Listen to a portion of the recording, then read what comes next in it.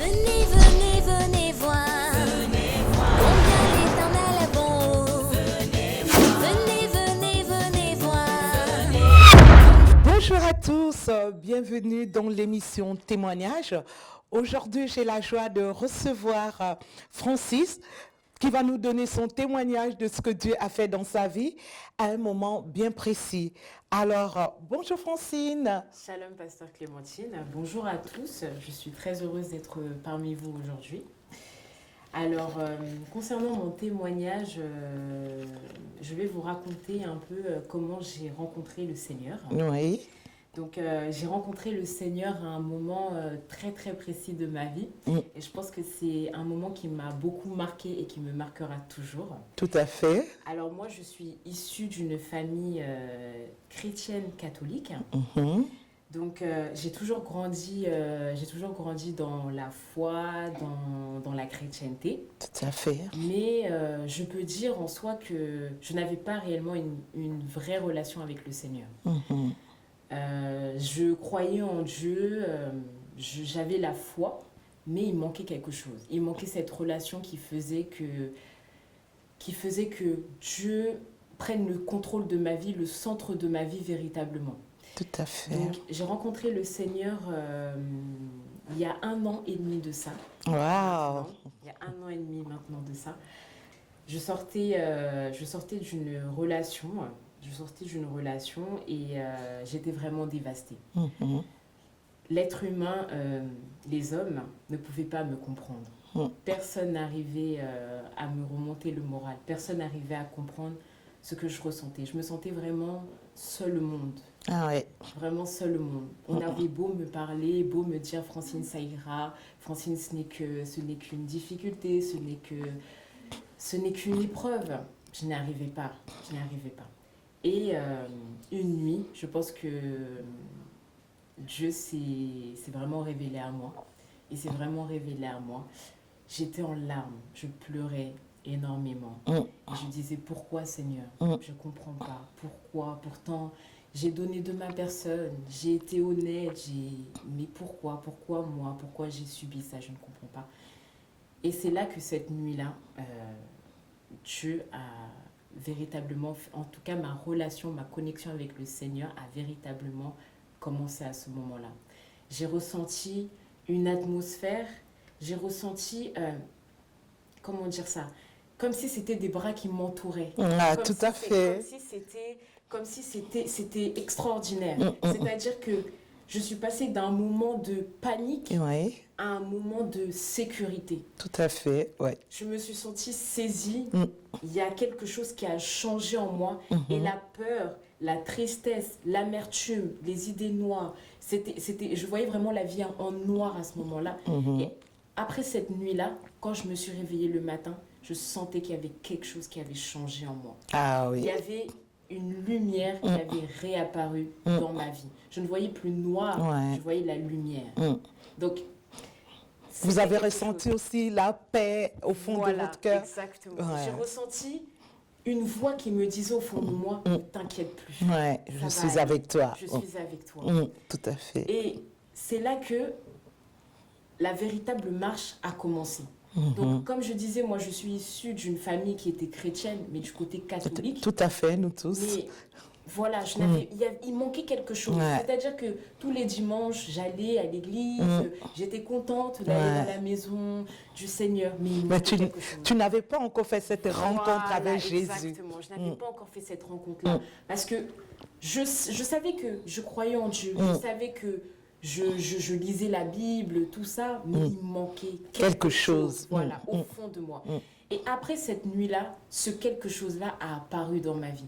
Amen. C'est ce quelque chose-là qui m'a poussée à me relever. Tout à fait. Qui m'a poussée à recroire Amen. que tout était possible et que la vie ne s'arrêtait pas en fait à ce chagrin que j'étais en train de traverser. Et à ce moment présent, c'est là que j'ai commencé à vraiment m'investir un peu plus. À ce moment-là, j'ai commencé à connaître une nouvelle église évangélique. C'est là que j'ai commencé vraiment à y aller. Je suis partie, j'ai rencontré les gens de cette église Et il y a quelque chose qui s'est dégagé de plus que dans l'Église catholique. Donc, c'est là que les choses ont commencé à changer. J'ai commencé véritablement à m'intéresser plus à l'œuvre du Seigneur. Mais il y avait toujours ce quelque chose-là qui était là. Oui. Mais vous savez, c'est un combat. Oui, Quand on décide véritablement de faire l'œuvre de Dieu, il y a un combat qui commence. Tout à fait. L'ennemi n'aime pas ça. Ouais. Donc c'est à ce moment présent que j'ai ressenti que tant que je ne m'étais pas encore véritablement convertie, c'est-à-dire véritablement donné ma vie à Dieu, j'étais encore chaud, j'étais encore chaud-froid. Et le Seigneur n'aime pas le chaud-froid. Ouais. Il faut choisir. Exactement. Il faut choisir. La Bible dit, si Tu es chaud, celui qui est chaud ou froid, il le vomit. Tout Donc, à fait. C'était ça. C'est-à-dire que je voulais marcher avec le Seigneur, mais j'avais toujours mes habitudes du monde. Voilà, j'avais toujours mes habitudes du monde. Et malgré ma détermination, malgré ma persévérance, il manquait encore ce petit truc qui faisait que le Saint-Esprit cohabite véritablement avec moi et que je découvre vraiment une autre dimension avec lui. Donc, j'allais dans cette église qui s'appelle Guérison Divine. Donc, j'étais enseignée, j'avais tout ce qu'il faut. Et c'est là que ma foi a commencé à grandir. Je suis passée de la lecture de une fois par mois de la Bible, à une lecture quotidienne, quotidienne vraiment de la Bible. J'ai commencé à avoir en fait une soif, une soif du Seigneur, une soif de découvrir vraiment qui est Jésus. Qui est Jésus? C'est ça. Amen. Parce que je pense que on se dit tous, on croit en Jésus, on croit véritablement, oui, on se dit oui, enfant, tout ça, mais il faut avoir la soif, cette soif de découvrir tout à fait. La parole, de découvrir véritablement qui est Jésus dans notre vie et quelle place il a en fait dans notre vie. Et c'est à partir de là, petit à petit, malgré les difficultés, malgré les épreuves, parce que comme j'ai dit, quand on veut vraiment donner notre vie, l'ennemi n'aime pas ça. L'ennemi n'aime pas les âmes qui veulent être sauvées. L'ennemi n'aime pas la repentance. L'ennemi déteste ça. Donc c'est à ce moment présent que les combats ont commencé. J'appelle ça les mauvais démons ont commencé véritablement à être assises dans ma vie. Je le sentais. J'étais oppressée. J'avais une pression sur ma vie.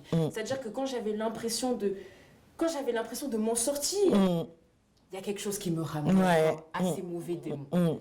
Et c'est à ce moment-là que, entre-temps, j'ai fait votre connaissance. Entre-temps, j'ai fait ta connaissance, bien sûr. Et je pense qu'il y a quelque chose qui s'est créé entre nous. Même si on s'est perdu de vue entre-temps, pendant cette épreuve-là, il est arrivé cette étape du confinement qui a fait que le hasard... Il n'y a pas de hasard. Exactement. Le hasard n'existe pas, mais Dieu a fait que on puisse pouvoir rétablir en fait cette rencontre qu'on avait eue ensemble. Amen. Et c'est à ce moment présent que tu m'as beaucoup exhorté, tu m'as beaucoup encouragé. Et c'est véritablement là que j'ai senti qu'il y a une autre dimension qui m'attend. Tout à fait. Il y a une autre dimension qui m'attend. J'avais envie d'abandonner tout ce qui était péché. Mais il y a quelque chose qui me retenait encore. C'est-à-dire que je me disais que bon... Je suis dans le péché, bon, peut-être qu'il y a certains qui sont, mais ils arrivent quand même à quand même avoir Dieu dans leur vie. Mais j'ai senti vraiment par ton exhortation, ton enseignement, qu'il fallait que véritablement je trouve la repentance et que je rentre dans la sanctification. Amen, amen. Et c'est à ce moment-là que quand on a repris véritablement notre relation, quand on a recommencé les prières, j'ai senti une autre dimension de ma vie.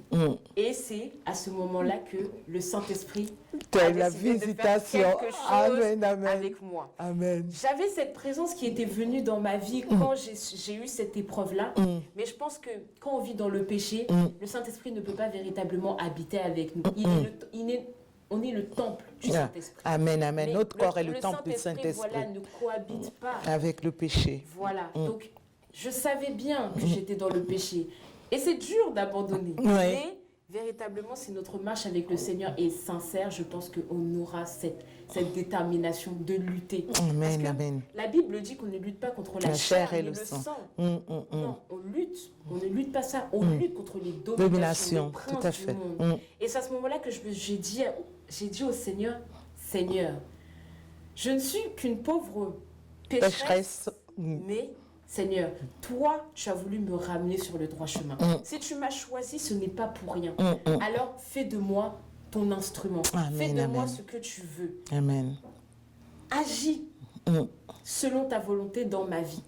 Parce qu'il n'y a que toi qui peux rétablir les choses, remettre de l'ordre là où il n'y en avait plus. Alléluia. C'est à ce moment que j'ai vraiment décidé de changer ma marche avec le Seigneur, Amen. de changer ma vision avec le Seigneur. Amen. J'avais la foi, mais je n'avais pas une foi ardente. Je n'avais pas une foi qui peut déplacer les Les montagnes. Amen, Je amen. n'avais pas cette foi-là. Tout à fait. Et après ça, après le fait qu'on a repris tout ensemble, il y a quelque chose qui s'est métamorphosé en moi. Il y a quelque chose qui s'est rétabli. Il y a la relation avec le Saint-Esprit qui s'est rétablie.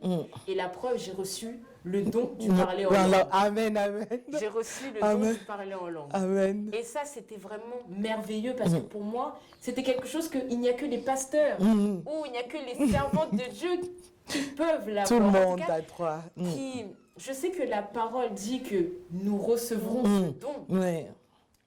mais moi, j'avais encore le doute de pouvoir le recevoir parce que je me disais non, je ne suis qu'une pauvre pécheresse. Bien sûr, Dieu m'aime, mais est-ce que ma marche est véritablement sincère au point où il me confie cette mission-là de pouvoir avoir le don du parler en langue, de pouvoir avoir cette communication avec le Saint-Esprit qui se distingue. Parce qu'il y a une distinction Tout dans à le fait. parler en langue. Ouais. Il y a vraiment une distinction.